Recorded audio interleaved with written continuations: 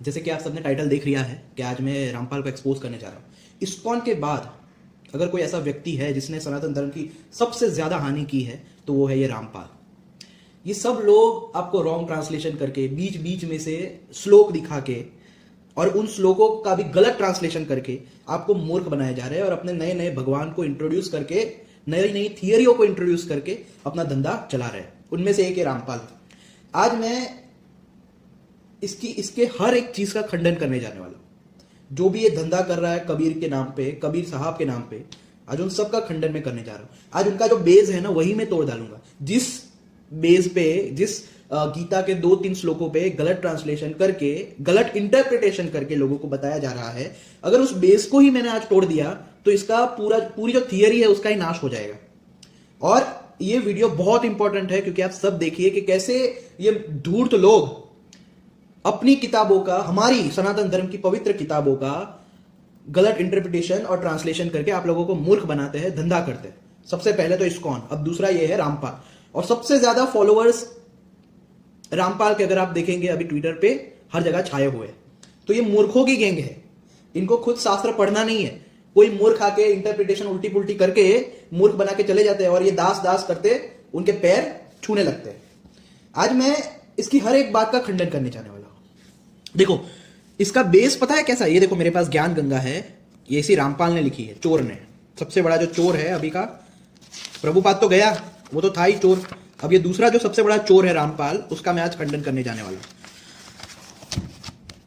अब देखो इनका धंधा कहां से चल रहा है। गीता के इस श्लोक से, 15वें अध्याय का 16वां श्लोक, इमो पुरुषो लोके क्षर च अक्षर एव च शर सर्वाणि भूतानि कूटस्थ अक्षर उच्यते। इस संसार में दो प्रकार के क्षर नाशवान च और अक्षर अविनाशी भगवान है। देखो यहां पे उसने चालाकी की है। इसका मैं वास्तविक श्लोक आपको बताऊंगा। कहता है 2 प्रकार के भगवान हैं, इसी प्रकार इन दोनों प्रभुओं के लोकों में, ये देखो, सर्वाणी प्राणियों के शरीर तो क्षर नाशवान है और जीवात्मा अविनाशी कहा जाता है।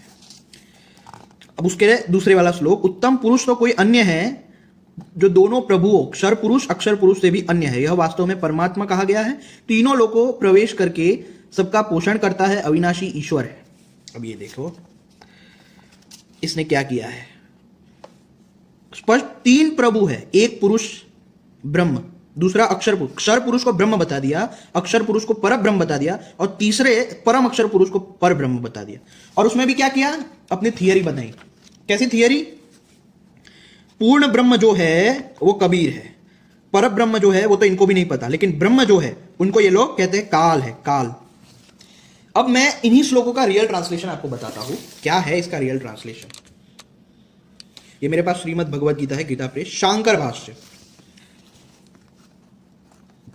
देखो लोगों को इतने प्रभु बनाने के शौक है, इनको ये तक नहीं पता कि ब्रह्म से परम तत्व कोई है ही नहीं। क्योंकि वेदों और वेदांत हर जगह ये पहले ही कह दिया कि ब्रह्म हम नाम ही उसको दे रहे। ब्रह्म का मतलब ही होता है जो सबसे बड़ा हो, जिससे बड़ा कोई तत्व ना हो, जिससे व्यापक कोई तत्व ना हो, उसे ब्रह्म कहा गया है। ये वेदों में परिभाषा दी गई।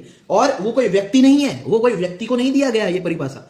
उसमें कहा गया है ब्रह्म जो सच्चिदानंद है वो तत्व है जिससे सब उत्पन्न तो होता है लेकिन उसी में स्थित है, क्योंकि वो सर्वव्यापक तत्व है और उसमें ही लीन हो जाता है। ये जो तत्व है वो ब्रह्म है, जो आकाश से भी ज्यादा व्यापक है। यानी हमारे में परम तत्व को कोई ऐसा व्यक्ति नहीं कहा गया जो ऊपर बैठा है सतलोक में, इनका कबीर सतलोक में बैठा है या वैकुंठ या गोलोक में बैठा है, वहां से उत्पन्न करके यहां पे रख दिया है। नहीं, उत्पन्न करके हम उसमें ही स्थित है जिसमें ये सब कुछ स्थित है, यानी उसके अंदर एग्जिस्ट करता है। यानी it's a metaphysical concept, it's like a consciousness field.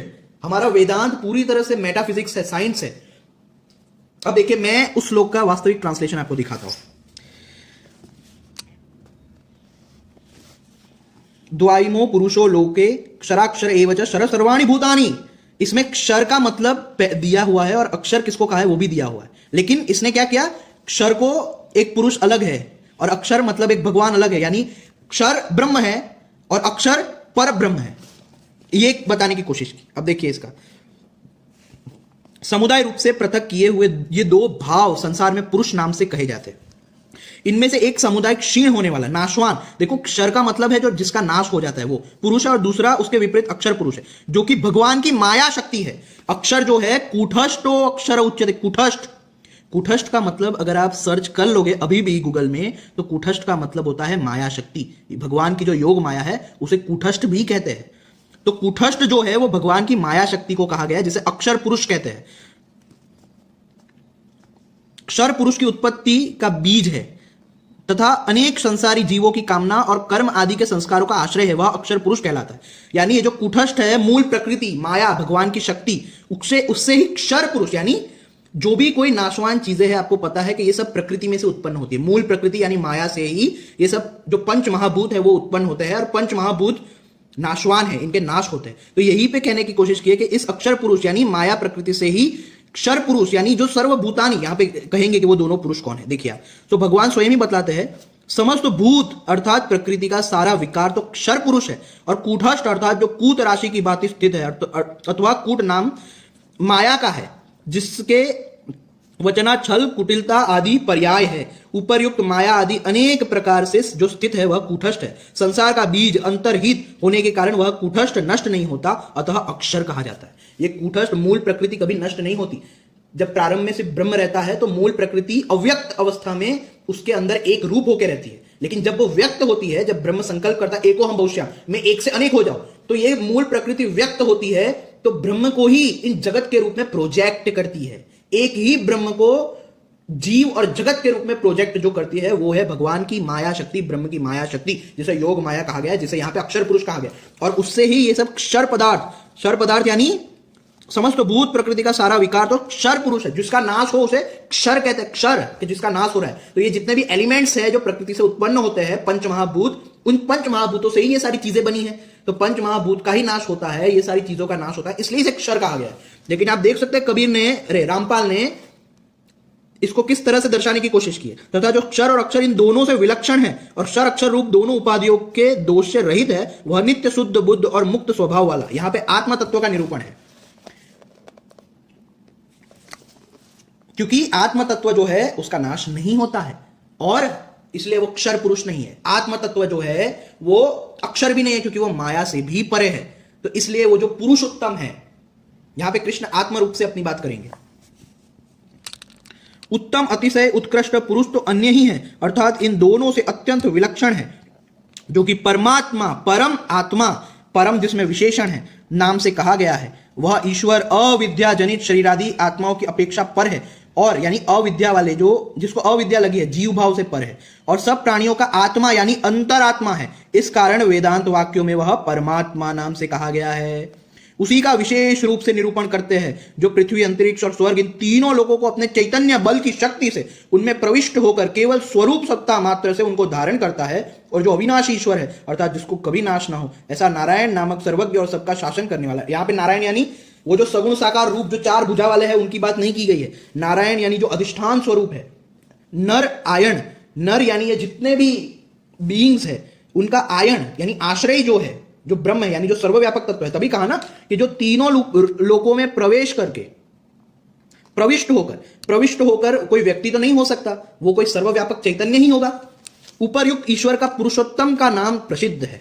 अब देखिए यहां पे अब कृष्ण आत्म तत्व के व्यू पॉइंट से बोल रहे हैं, क्योंकि मैं क्षर भाव से अतीत हूं, अर्थात अक्षत्व नामक मायामय संसार वृक्ष अतिक्रमण किए हुए हो, और संसार वृक्ष के बीज स्वरूप अक्षर से भी उत्पन्न हूं, यानी मूल प्रकृति अतिशय उत्कृष्ट अथवा अतिशय उच्च हूं। इसलिए अर्थात अक्षर और अक्षर से उत्तम होने के कारण लोक और वेद में मैं पुरुषोत्तम नाम से विख्यात हूं। भक्तजन मुझे इसी प्रकार जानते हैं, और कविजन भी काव्य आदि में इसी नाम का प्रयोग करते हैं, अर्थात पुरुषोत्तम इसी नाम से ही मेरा वर्णन करते हैं। अब देखो ये इन लोगों की चालाकी देखो, ये कबीर रामपाल जो है वो सिर्फ ये और ये श्लोक दिखाता है और ये प्रूव करने की कोशिश करता है कि देखो ये दोनों से अन्य कोई और है। वो ये वाला श्लोक नहीं दिखाता क्योंकि इसमें कृष्ण खुद कह रहे हैं ना कि मैं पुरुषोत्तम हूं वो ये वाला श्लोक कभी नहीं दिखाता ये रामपाल वाले।